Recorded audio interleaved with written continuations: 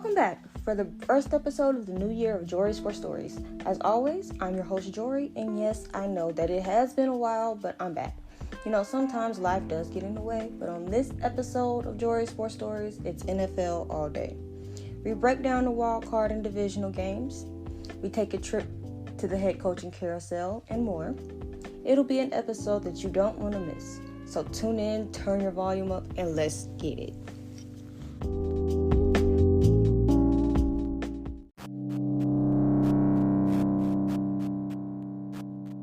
Like I stated before, we're going to get started here in the NFL. And as we talk about some of the playoffs, some of the bigger stories, head coaching gigs, and more, plus we run down some of my favorite shenanigans and drama episodes from this season. Because, you know, the NFL players can be a little dramatic. So without further ado, let's get into it. All right. So we're going to start off with some playoff coverage. And we're going to start off, I know I'm late and we're getting ready to go into championship weekend, but let's go ahead and recap what's going on with the wild card rounds and the divisional rounds. So we'll start early in the playoffs. We'll start with the wild card. First, we had the Houston Texans beating the Browns. Not just beat. They blew them out 45-14. Now, the Houston Texans did turn around and get blown out by the Ravens 35-14 or 35-10 or something like that. But, you know, we'll talk about that in just a second. C.J. Stroud, what I've gathered from that game is that C.J. Stroud is a very special human being. He's going to be very special in this league for a very long time. And that the Texans defense got to Joe Flacco, made him turn the ball over. Will Anderson Jr. and company really did their big one with that one. This team, when I talk about the Texans, is like they look fast, young, and dangerous. And if you ask me, if I had a vote for Coach of the Year, D'Amico Ryans has my vote. Period. Now, the Browns, all right. Myles Garrett was neutralized. Joe Flacco turned back into an old Joe Flacco. The Cinderella story decided the fancy carriage turned back into a pumpkin. It was going to happen. If it wasn't going to happen that week, it was going to happen versus the Ravens. But, you know, that's neither here nor there. But, you know, Cleveland, for what it's worth and what they lost, even though I don't support that franchise because of who their starting quarterback is, they had a good year.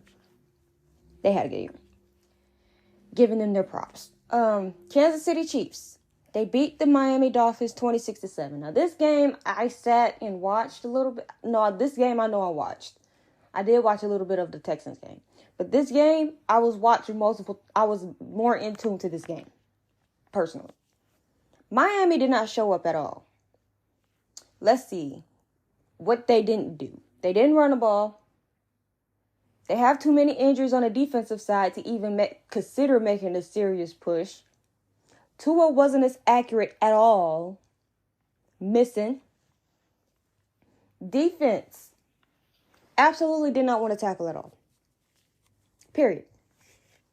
They thought tackling was actually optional, and, you know, this is football, not two-hand touch. That's not a cold weather team. They live in Florida. They're in Florida. They're used to sunshines and hurricanes and tornadoes and storms and all that other stuff. They're not used to -5 degrees.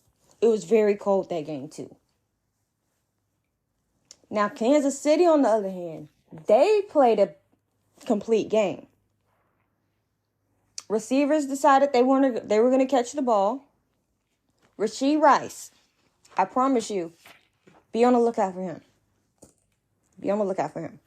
And the defense was dominating, affecting Tua, taking Tyreek out of the game for most part. They did not let them run. They did not let Tua hold the ball for too long. The safeties and corners were on lockdown for most of the day. And you know how we've been getting on Patrick Mahomes' offensive line all year? The offensive line didn't mess it up too bad. They gave Mahomes time, and they decided to run block today. So this is the best that the Chiefs looked so far in that wild card game. Now, they did look a little bit wonky and a little bit better versus the Bills, but we'll talk about that in just a second. Now, we're going to talk about the Packers beating the Cowboys 48-32. And it really wasn't that close if we're going to be completely honest. I'm telling you, the real score was 48-16. One thing I will say is that I'm going to give the Packers credit first before I rig and rag on the Cowboys. Jordan Love put on a masterpiece, at times resembling, another little quarterback that I'm not going to mention, that little conniving prick. I'm not mentioning him, but you know exactly what I'm talking about. They ran the ball down Dallas's throat, and there was nothing Dallas could do to stop it. And they punched him in the mouth. What have I been saying all year about Dallas? If you punch them in the mouth, you have a chance. 1, Romeo Doubs definitely made his presence felt more offensively. That Green Bay defense did what it was supposed to do. They took out CeeDee Lamb. They stopped the run. They made that go elsewhere. And they turned the ball over. Like, come on, Dak. They should have had 3 picks that game, but they only had 2. So, and they sliced up that soft secondary, even though we could say that Dallas hasn't had Trayvon Diggs, but they haven't had Trayvon Diggs all year, so that's not an excuse. Their safeties are small, and they're not that good. We'll get into that in my next project, which I will hint at later. But, Dallas, now we just gave the Packers some credit. They went home because they cost themselves a game against the 49ers. We'll talk about that in just a second. But Dallas, as a whole organization, failed to show up. Mike McCarthy did not have those boys ready to play. Dan Quinn was thoroughly outcoached. And this is not the first time we've seen Dan Quinn get outcoached like this. So let's not act like he doesn't get outcoached. I've seen it in Atlanta. We've seen it in Atlanta, and we've seen it in Dallas a few times as well. So, there's that. Defense. Before I even get to Dak and the offense and whatnot, let's get on the defense. They didn't stop the run very well, which opens up the passing attack, which is kind of bad when you don't have Diggs. Let's see. They were getting blown off the ball by Green Bay's offensive line. That pass rush covers so many holes in that defense that when it's not up to par, they're going to look a hot mess. So if Dallas can't get to the quarterback, that defense falls apart. Dan, come on now. The safeties aren't that good, like I said a few seconds ago, which makes the pressure on the front 7 tenfold. 1, they kept running right at Michael, which is definitely the way to neutralize him, by making him move and chase people and actually making him stop the run. He can't just get off and rush the passer. You got to make him respect the run first. That's how you neutralize Micah Parsons. And then penalties. I saw some penalties that killed decent drives on both sides of the ball. Still with me? Offense got McCarthy big time. And what I mean by that is no adjustments, extremely predictable. We're not running the ball enough, which is why you got rid of Kellen Moore, because you wanted a more balanced offense, but yet you run the ball even less. So that was a bold-faced lie. Playing in people's faces, McCarthy. Questionable play calling. You keep putting your quarterback in harm's way by not running the ball. And when I get to my NFL wrap up and I start really breaking these teams down, and where I feel like I'm going to speak on, because I am going to speak on Dallas. I'm actually doing their notes as we speak. But Well, not as we speak. Well, I'm working on their notes. That'll be a part of the roster, like my roster notes of Dallas that probably needs to include. Running the ball. Dak needs a capable running back. Period. And it's like, you have the capable players. Like, you have players on the defensive side of the ball who are very good and talented for what they do. The safeties aren't up to par. And they still haven't really did anything for the other side of CeeDee Lamb, or the people they keep getting, they keep turning into mushrooms. Like, they get some talent to put on the other side of CeeDee Lamb, but for whatever reason, they turn to mushrooms and they don't exist. So there's that. You have Brandon Cooks. That's exactly who I was talking about, by the way. And for whatever reason, it's not consistently there. And I know he's good for that consistent 1,000 yards. Because he's done it in Houston with less talent at the quarterback.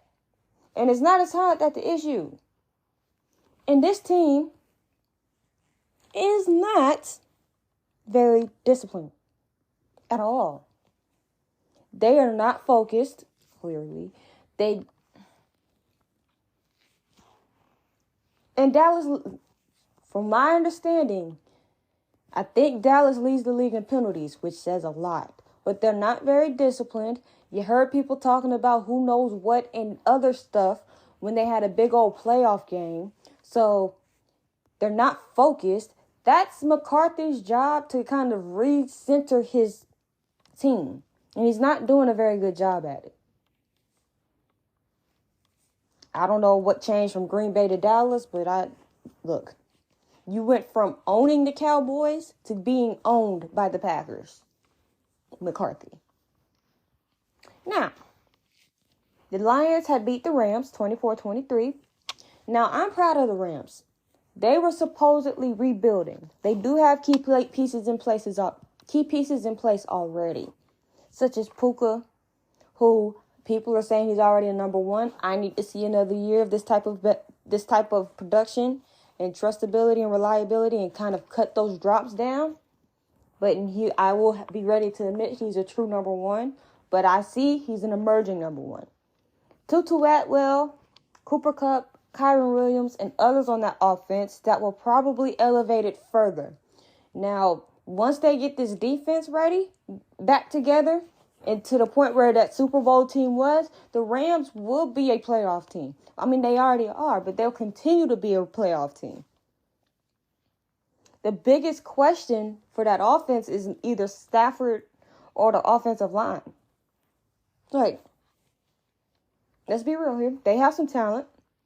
The defense is young. It might be a bit of a concern, but that defensive line also has talent, minus Aaron Donald, who is old and has taken a step back. Like, watch for Dejuan Johnson. I've seen him flash a few times off my screen. He's worth paying attention to. Is it Dejuan? Desjuan. However you pronounce that. I'm just getting home from work, just cooked dinner. I'm a little tired. You're going to have to excuse me. And for people who are just getting at them, I used to get at them for that F them picks mentality. And so I'll eat my words. They're closer to being back in serious contention than they are to a complete rebuild. I'm being honest here. Now, the Detroit Lions, from this game, they had some things to fix. They pretty much fixed them the next game. But it was a solid win versus a quality team. The defense needs to finish, like this is from the wild card game. Defense needs to finish games correctly instead of bending and breaking. Having 2 sacks as a team in a playoff game, all by one person, is not going to work either. And it's like the secondary does need to play a little bit more sound football at times as we get into these playoffs. Granted, the Detroit Lions are getting ready to go to the NFC Championship, and they've done it before the Cowboys have. In the past 30 years, they broke their streak before the Cowboys broke theirs. And they've been 0-16 in this decade. Well, not this decade. They've been 0-16 since I remember. They've been absolutely horrible. They've made an NFC Championship game before the Cowgirls have. How pathetic. Anyway. And Chauncey Gardner-Johnson's impact is going to be felt, and it should be felt. It was felt. I know that they're not very happy with the boy hitting who else, but, the dirty hit, not Kirby Johnson. This is what happens when you start changing rules, okay? That's all I'm going to say about that. The offense is clicking. Jared Goff was very efficient for the Lions. He was 22-27, 277.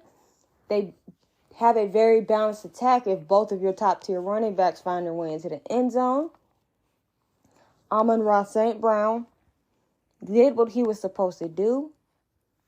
And show off 7 for 110. Josh Reynolds was a pretty key player too. Sam Laporta wasn't hurt that bad, clearly, because what he did. So, considering that I'm talking about what they did in the wild card and they're to a championship game, I think they did, minus all of those, little things that I noticed in that playoff game. They turned it around and, found ways to win games. Some call them the Fighting Dan Campbells. I just like a good story. The Lions are a great story. The Bills and the Steelers, 31-17. Leave Mike Tomlin alone. We all know that the Pittsburgh Steelers don't fire head coaches like that. They've had three in their entire existence. So why are we asking for a organization to do something that they don't do, clearly? Like, why are we even being delusional, Pittsburgh fans? Why are we even doing that? You know your organization doesn't fire coaches at the drop of a dime like the Panthers. You know your organization is very well run. Leave Mike Tomlin alone. I don't know what's going on in Pittsburgh, but it probably has to do with the fact that they house these diva wide receivers who spread to the locker room, and it messes up the culture. They haven't stopped doing that. They've done that for the past 10 years, just condoning this foolishness. And the offense has been lacking for the past few years. So there's that. But this is not... Mike Tomlin still has this team winning games and in playoff contention. Hasn't had a losing season. Fool. So, if y'all think that y'all can do better without Mike Tomlin, get rid of him. And life without Tomlin will look a lot different. And I'm a Titans fan. We fired our coach.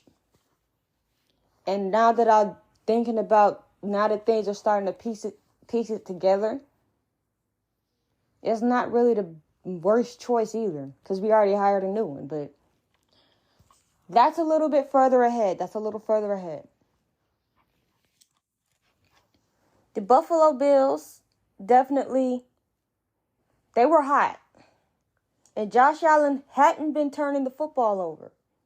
He had thrown for 3 touchdowns, ran for 1. He had rushed for 79 yards. He did not take a lot of sacks. In that game, they were able to spread the ball out fairly well. Kincaid had gotten to the end zone. Shakir got into the end zone, and so did Dawson Knox. The defense turned the Steelers over, forcing interception, recovering a fumble. They did a lot better tackling than the Steelers. McDermott kind of reinvigorated this defense, and we'll talk about him a lot in just a second. And they didn't let Pittsburgh establish anything. So there's that. But now that I'm done with the wild card, and they're talking about the Bills, let's start the divisional talking about the Bills, because that's the round that they went home with. They met Patrick Mahomes went in their house and beat them. And my honest opinion on that is that you now don't the Super Bowl window that you thought was open, even though it was open by a crack, it's closed. Because with that staff, this whole team has ran its course at this point. Divisional is the ceiling. Sean McDermott, there needs to be a change of voice. There needs to be a change of plan. There needs to be a change of culture going on in Buffalo, because it's not conducive to winning a Super Bowl right now. Clearly, because they keep getting stopped at the divisional round of the playoffs. And Josh Allen did not play half bad that game. Now, he unraveled in the fourth quarter in the last few minutes of that game. He definitely did. And the whole team did, really, if we're going to be completely honest about it. Stephon Diggs had some drops. And I'm not paying $30 million for you to do that and act like a brat. And act like a pompous diva that all the balls should just be going to you and I need to be doing this and Josh Allen that. I'm not paying you $30 million and tolerating that type of BS behavior for you to drop a ball when I don't need you to. Now, granted, Josh Allen did miss him being wide open a few times. Once or twice, I remember at least once. And he missed a throw that he should have stepped into and thrown, which pretty much cost him the game because Shakir was in the end zone. So, Buffalo, it's kind of like either the AFC's version of the Cowboys of something's always going to go wrong and they can't get past the divisional as well. But it hasn't been as long as the Cowboys streak. And you kind of feel for Josh Allen. I don't feel bad for anything under the Cowboys. And we'll talk about their drama in just a second. But I don't feel bad. No. I can't feel bad. You know why? Because the Cowboys have done this every year since I was alive. Okay? So, the last time they went to a Super Bowl was 1995, 1996. My mom was 21 years old, and I wasn't born yet. Like I like to tell people, I was in the sky playing on God's lap, because I was not thought of. So, Cowboys have always been a disappointment as long as I've been alive, and that's why I don't feel bad for them, because I already know. I do feel bad for Josh Allen because I do think he deserves better. That the Bills need to do right by him. They need to come up off of Stephon Diggs. They need to put together an offensive staff that can actually elevate him instead of using him as a wrecking ball and using him to do everything and be the Band-Aid for everything. That's not how you use your franchise quarterback, Buffalo.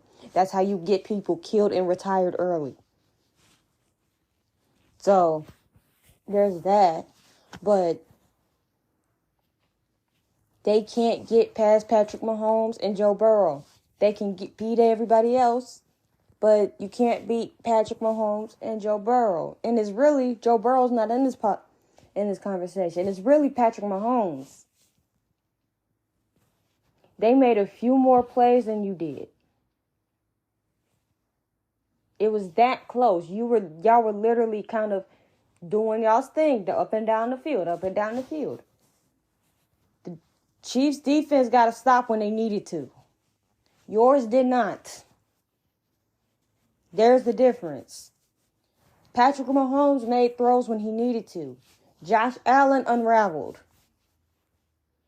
The receivers caught a ball when they needed to for Kansas City. And we've been saying stuff about those receivers all season. Stephon Diggs had a drop. And the receivers, where were they for Buffalo? So I was like, I don't understand. I mean, I get it. But this team needs to change. It does. Period. And I don't know if they need to revamp. Because you have a steady running back position. You need other wide receivers. You need somebody who's not going to be as attention-grabbing and as attention-seeking and as problematic as Stephon Diggs. Get up off of Stephon Diggs. Somebody will take him and deal with that headache. He's a headache. And you need somebody on the other side of that. So that's more consistent. I mean, you have the talent. Like, you have Dalton Kincaid and you have Knox and whatnot. But if it's not enough, you need more pieces. And y'all are cash strapped and you're actually over the cap. And, Josh Allen is actually going to end up having to take his contract kicks in next season. So he's going to be counted for $50 million towards the dead cap, and y'all ain't even got $50 million of dead cap space. So a lot of these pieces are going to have to go. This team is getting ready to get broken apart because you got people like Von Miller, who after that ACL has not been the same. 14 tackles in 18 games. In 14 games. That's a tackle a game. Well, wait a minute. Yeah. And maybe 2 sacks. I don't know. I can't put it off the top, but he hasn't been as efficient as he usually is. Now, granted, I will give him some grace that he's coming off the ACL, but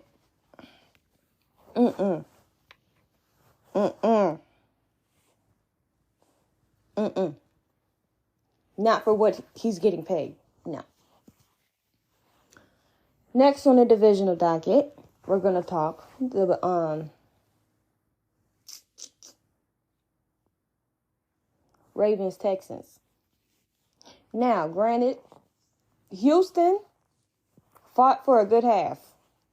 They completely unraveled in the second half. And it wasn't even them. The Ravens just did something that I didn't think they were actually capable of doing, from me actually seeing this with my own eyes years and years and years of them failing to make adjustments. They finally made adjustments in a playoff game. Oh my God, Baltimore, I'm so proud of you. What do y'all want? A cookie? And y'all swear we're not giving you attention. Congratulations. There's your attention. Nah, really. Lamar was Lamar. Lamar's probably going to get his second MVP. That offense, even though it looks like the same offense from last year with Greg Roman. But don't tell the Ravens fans that. Offense is legit. Lamar, with his legs, is still a danger. And eventually they found a way to get away from Houston and all those blitzes. They adjusted to that. And the defense clamped down and stopped Stroud from being able to do much of anything. They didn't let him lock in on a target. They made him move his eyes a whole bunch of times. They kind of had him in a blender. He will get better in the playoffs. I promise you that. But the Ravens, great job at making halftime adjustments. That's the only compliment you're going to get from me. Now, the Packers-49ers game.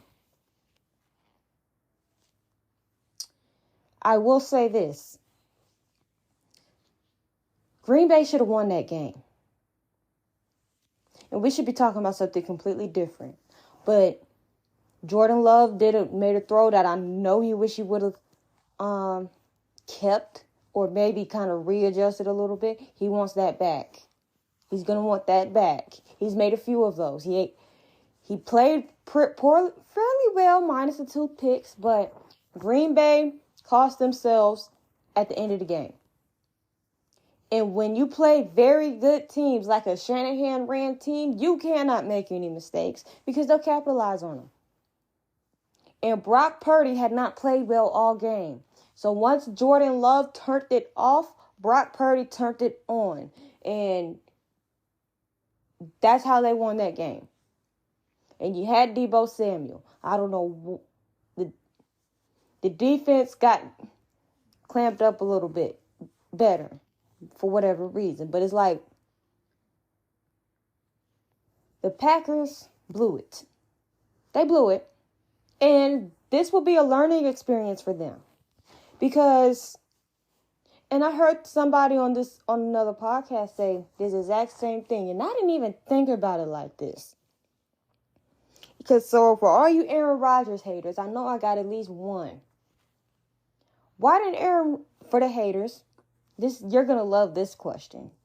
the supporters and the apologists, maybe not so much. But why did Jordan Love take that exact same Packers team, almost the exact same Packers team from last year, to the divisional round of the playoffs this year, and Aaron Rodgers can even get them in the playoffs last year? Riddle me that. Play calling?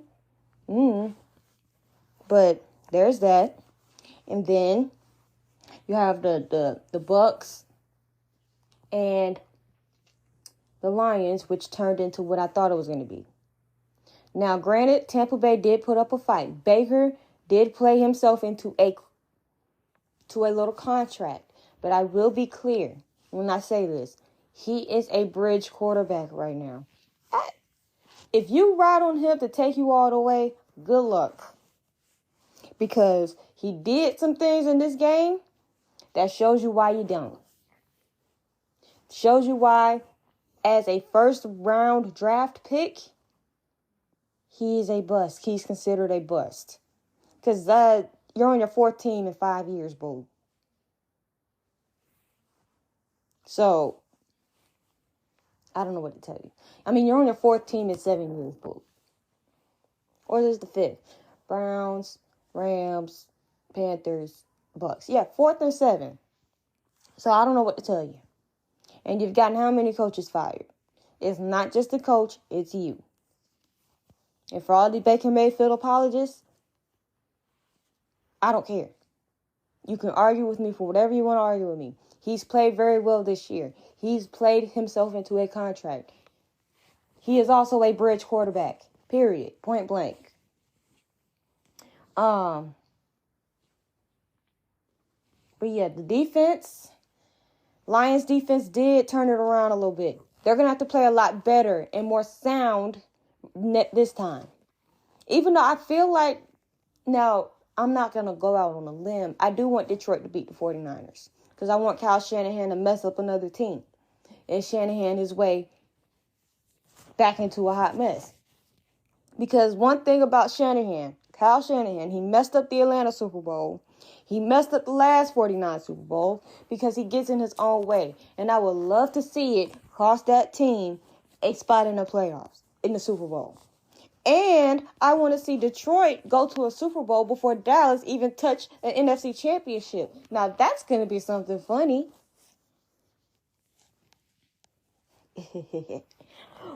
And Detroit's a great story. I want them to win. But they have to play a lot better. They do. And I feel like because the offense is clicking, I need that defense. That means that defense might be on the field a little bit more than what they have to be because the offense is running so well. They might score quick or whatnot, but the defense got to be more sound. You got to do what you're supposed to do. Take care of your business.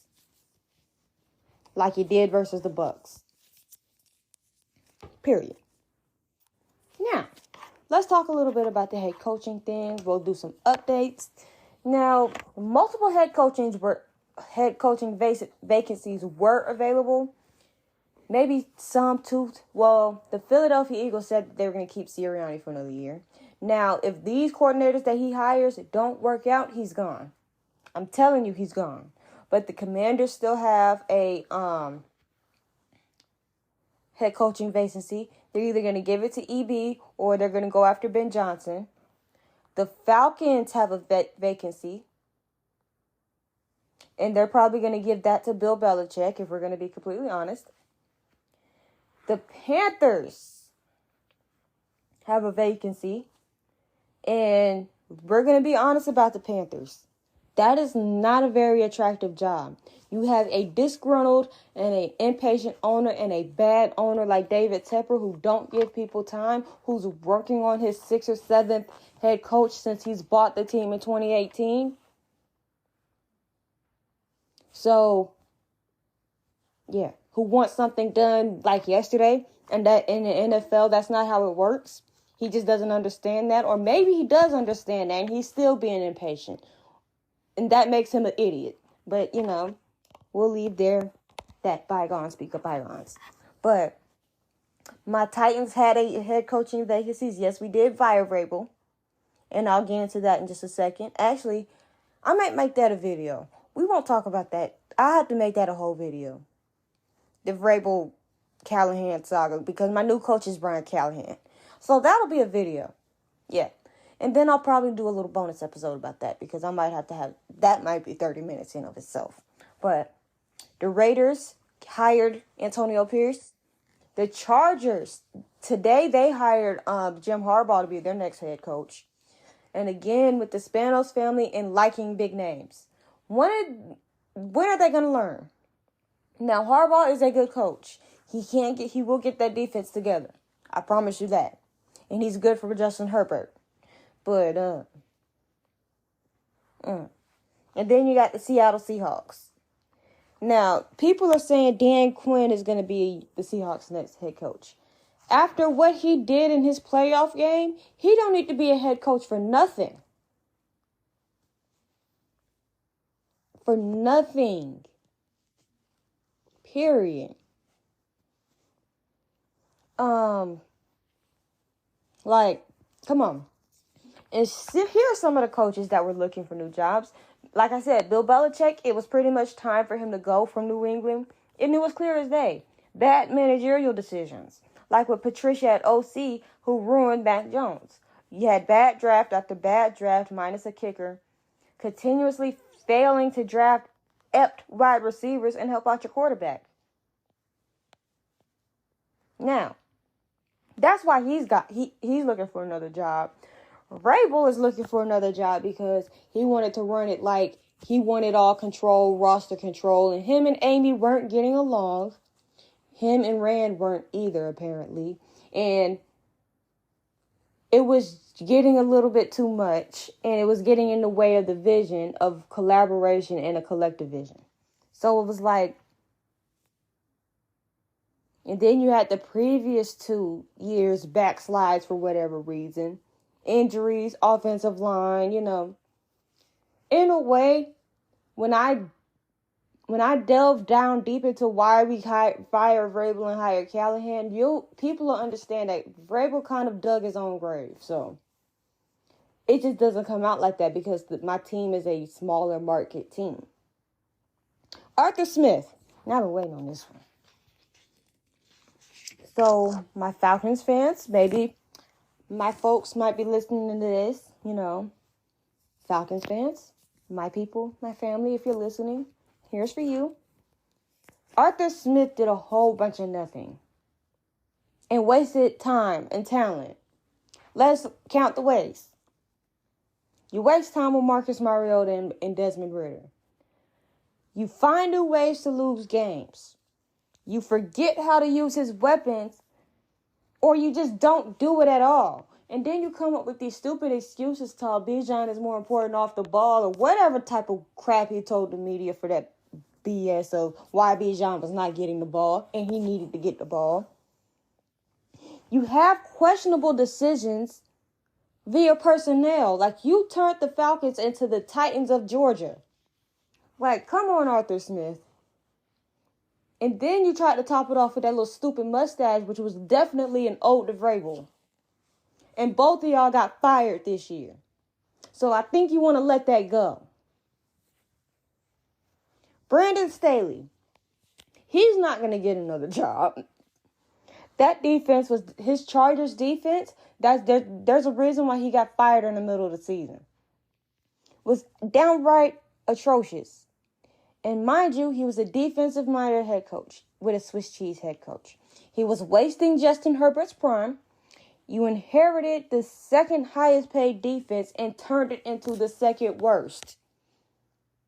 Actually, the worst. The second worst was Philly. Which I will talk about that later too. The dumb fourth down calls and coaching decisions, which almost always altered the course of games. Here's the big thing about why Brandon Staley probably got fired. You had a 27-0 lead in the playoff game and you lost. That's just as bad as 28-3. But I think 27-0 is worse, if we're going to be completely honest. Ron Rivera, his defense quit on him, and they gave him the decency of letting him finish out the season. He already knew he was a lame duck head coach. He knew he was out. He had a whole bunch of time to do a whole bunch of nothing. Could never figure out the quarterback situation, the order offense in general. And the thing is, new ownership, new head coach. They were going to get rid of him anyway. McDaniels turned the Raiders into the Raided. Because you were not very good at your job anyway. You pushed Derek Carr out only to sign up for the Jimmy Garoppolo experience. And you managed to make everybody in that organization somehow hate you. Like, who does that? Mind you, they ripped him before he got fired. The whole team did.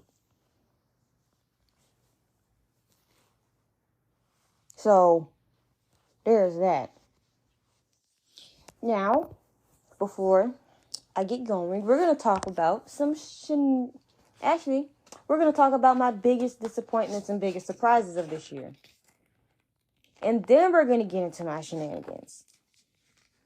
So, here's just a couple of them. And I will never turn down an opportunity to rip the Cowboys. And they're my biggest disappointment this year. Because I genuinely thought that they were a good team, that they could really make it all the way.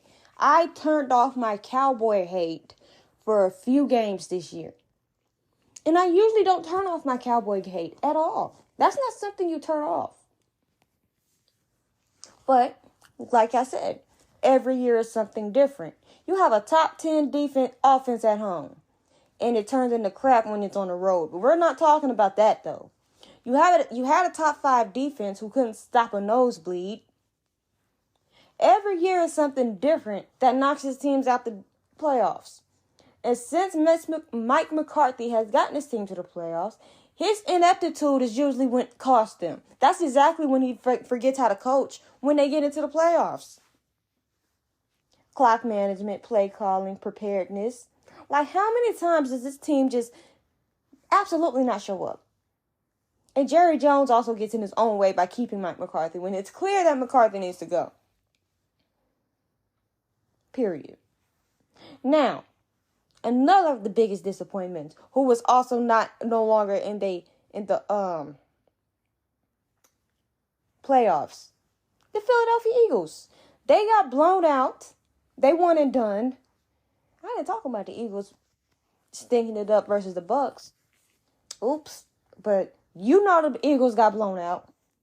Getting both coordinators plucked sucks. Now this team has a serious identity issue or a chemistry issue. Or it's both. A culture issue. A.J. Brown is going to do what A.J. Brown does. Y'all might want to get him up out of Philly. I'm being serious. And you got people going at Jalen for missing throws and whatnot. And I get it. But at the same time, make sure you run the right route before you yell in his face. And make sure you actually have a chance to catch it before you yell in his face. The defense quit in that playoff game. They backslid into the playoffs and ended up being backdoored. And then they tried to scapegoat Sean Desai and made the issue worse. And I will say this, that Nick Sirianni is a very immature head coach, and this is exactly what happens with immature head coaches. Not gonna, one of my biggest surprises is the Houston Texans. DeMeco Ryans has worked hard to instill that culture that they have down there. They have a culture. They're going to be special. Like I said, C.J. Stroud and that core of Will Anderson, C.J. Stroud and company. I love me some John Mechie. They will be special for years to come. That defense is worth watching. There's young talent across the board, for real. And they played everybody tough and beat quality teams in the first year of a new regime. Like, they got all the way to the divisional in their first year of a new coach, of a first-year head coach at that. When you got the guy, you know you got the guy.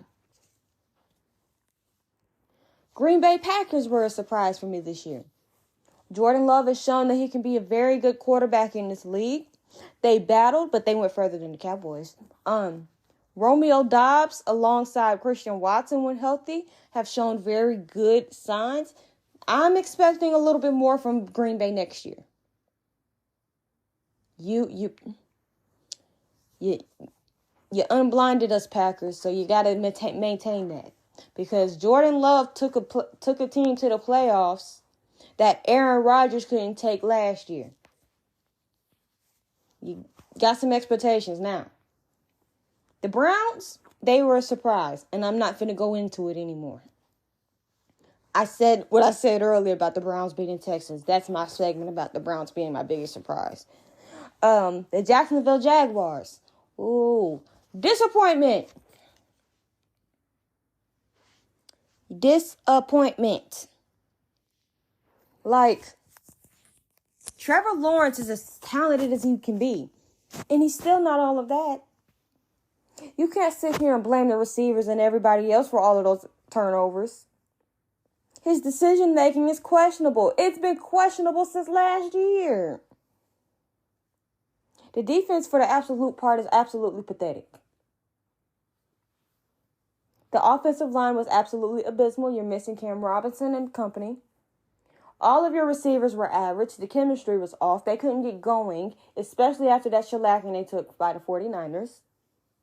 And the team was a playoff team last year. Started this year well, and then absolutely fell apart. And I love it. I loved it. I love watching them collapse. Because Jacksonville fans talk so much crap. They get on my nerve. Now, before I get out of here, and I know I'm kind of running low on my recording time or whatnot, I might have to stop it and then go in, but shenanigans and drama from this season. Hold on. All right.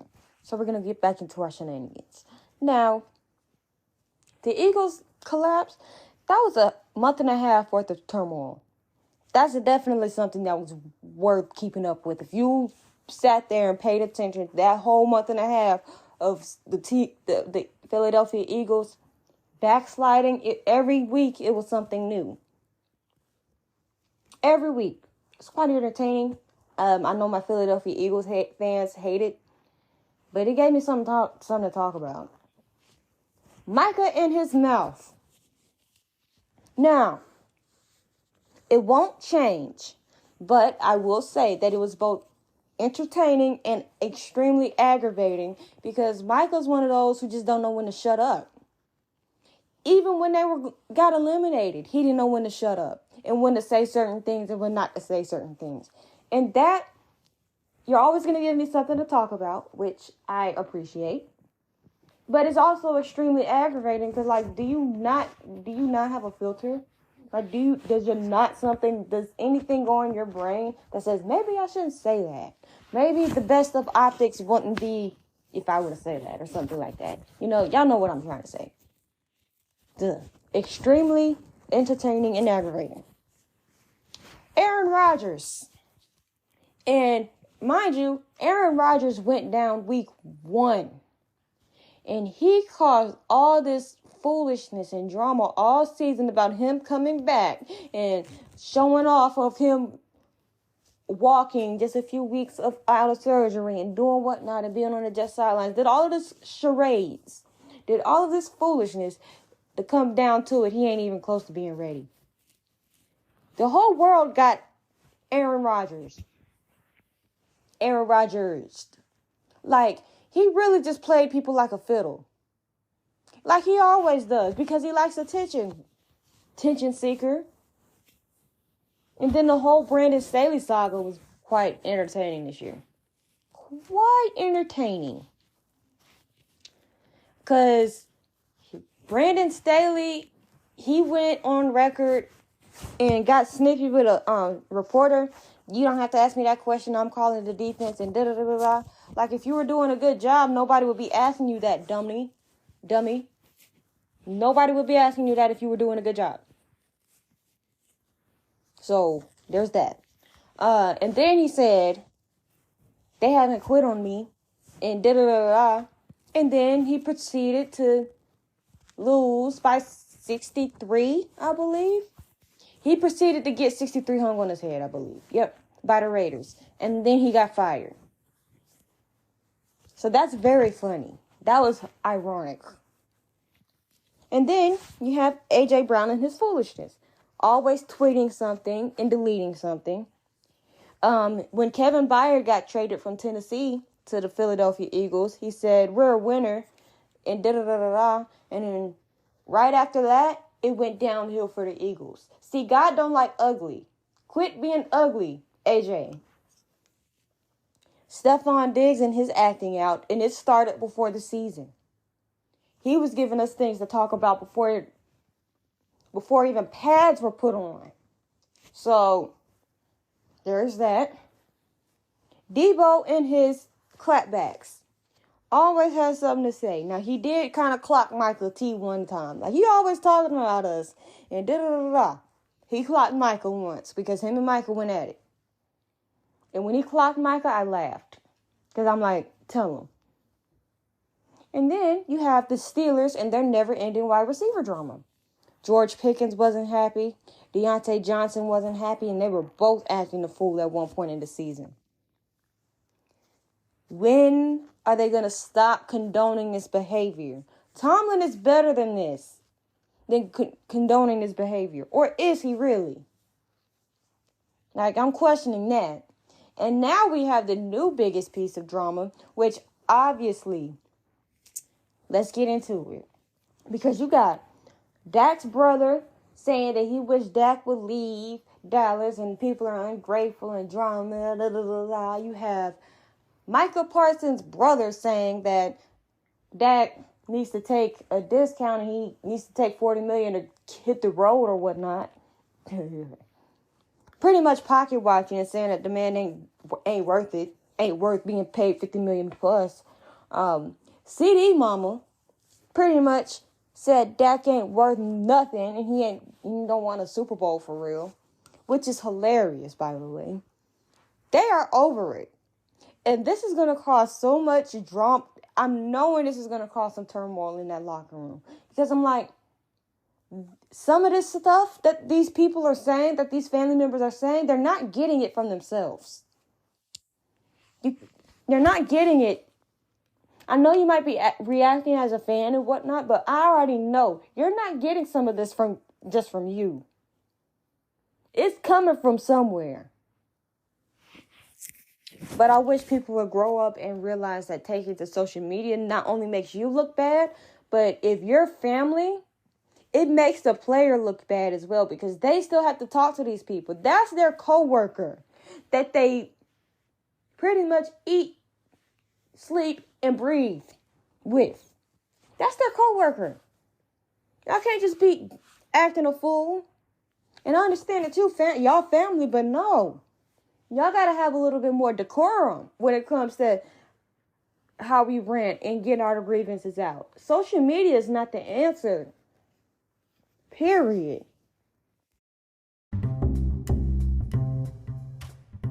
Well, y'all know the drill. If you made it to this point, thank you. But it also marks the conclusion of another episode of Jori's War Stories. So I would like to thank y'all for taking the time out to tune in and listen wherever you are. If you liked what you heard, feel free to follow the podcast on social media and share it out, and let's grow the audience. If you're listening via YouTube, like, comment, subscribe, and don't forget to check out the content over on there as well. Tune in next week as we ramp up our NBA coverage, have a serious discussion about my Lakers, and more. Thanks for tuning in, and I'll see y'all next week.